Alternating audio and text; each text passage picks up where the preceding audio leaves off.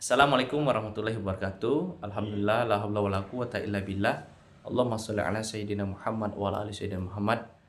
Berjumpa lagi bersama saya Khairul Rijal. Insyaallah hari ini kita akan melanjutkan pembahasan kita terkait dengan kitab Undang-Undang Dasar Negara Republik Indonesia, di mana di pertemuan sebelumnya saya telah membacakan pembukaan Undang-Undang Dasar 1945. Insya Allah hari ini kita akan masuk kepada pembahasan bab yang pertama tentang bentuk dan kedaulatan Republik Indonesia. Pada pasal 1 berbunyi negara Indonesia ialah negara kesatuan yang berbentuk republik. Kemudian yang kedua, kedaulatan. Kedaulatan adalah di tangan rakyat dan dilakukan sepenuhnya oleh Majelis Permusyawaratan Rakyat. Tentu mereka adalah representatif perwakilan dari suara-suara rakyat yang telah terpilih ketika melalui momentum Pesta Demokrasi Rakyat. Kemudian bab yang kedua tentang Majelis Permusyawaratan Rakyat. Pasal kedua berbunyi Majelis Permusyawaratan Rakyat terdiri atas anggota-anggota Dewan Perwakilan Rakyat ditambah dengan utusan-utusan dari daerah-daerah dan golongan-golongan menurut aturan yang ditetapkan dengan undang-undang.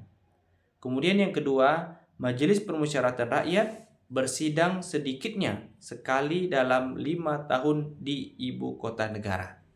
Berarti kalau kita lihat kegiatan yang dilakukan oleh Dewan Perwakilan Rakyat ataupun Majelis Permusyawaratan Rakyat ini adalah dilakukan di pemerintahan pusat atau di Jakarta selaku ibu kota negara. Kemudian yang ketiga adalah segala putusan Majelis Permusyawaratan Rakyat ditetapkan dengan suara yang terbanyak, artinya dengan menggunakan asas voting.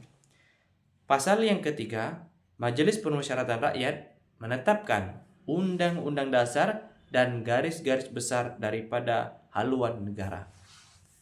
Yang selanjutnya adalah bab yang ketiga tentang kekuasaan pemerintah negara. Pasal 4 berbunyi yang pertama, Presiden Republik Indonesia memegang kekuasaan pemerintahan menurut Undang-Undang Dasar.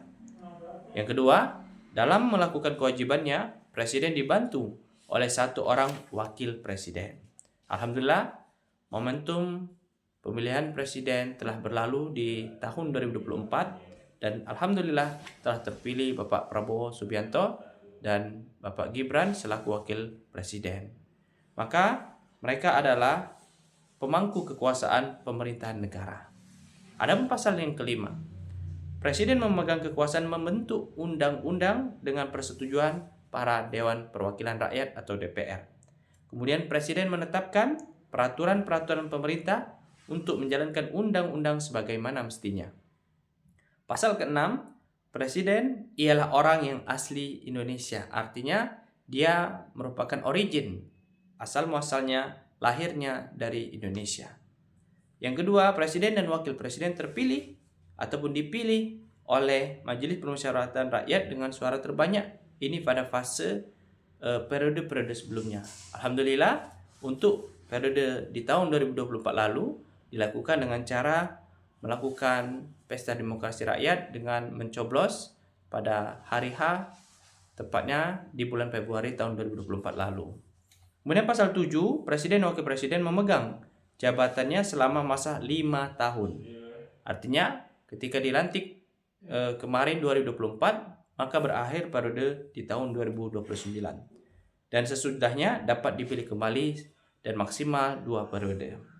Pasal ke-8, jika Presiden mangkat atau berhenti atau tidak dapat menjalankan kewajibannya dalam melaksanakan jabatannya, maka ia diganti oleh Wakil Presiden sampai waktunya habis.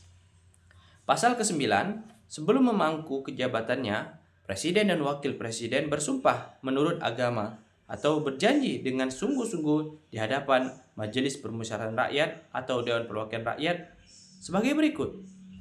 Saya akan membacakan teks sumpah Presiden ataupun sumpah Wakil Presiden. Yang pertama, sumpah Presiden.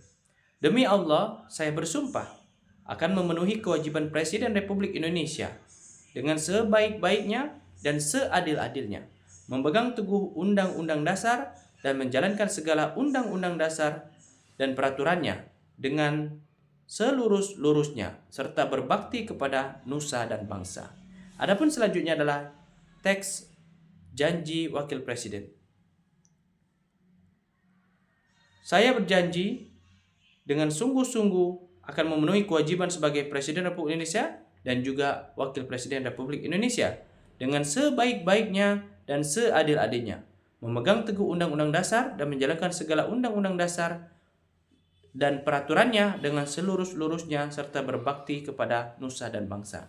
Jadi teks yang pertama tadi dilakukan oleh Presiden, teks yang kedua adalah dilakukan oleh Wakil Presiden. Pada pasal ke-10 berbunyi Presiden memegang kekuasaan yang tertinggi atas Angkatan Darat, Angkatan Laut, dan juga Angkatan Udara. Yang ke-11, pasal 11 adalah Presiden dengan persetujuan Dewan Perwakilan Rakyat menyatakan perang, membuat perdamaian dan juga perjanjian dengan negara-negara lain. Pasal ke-12, Presiden menyatakan keadaan bahaya, syarat-syarat dan akibatnya. Keadaan bahaya ditetapkan dengan undang-undang. Kemudian pasal ke-13, Presiden mengangkat duta dan konsul. Kemudian yang kedua, Presiden menerima duta dari negara lain. Pasal ke-14, Presiden memberikan gerasi, memberikan amnesti, abolisi, dan rehabilitasi. Terakhir, pada pasal ke-15, Presiden memberi gelaran tanda jasa dan lain-lain tanda kehormatan untuk para pejuang bangsa. Mungkin itu yang saya dapat sampaikan. Untuk saat ini kita telah membahas sampai bab yang ke-3. Terima kasih. Assalamualaikum warahmatullahi wabarakatuh.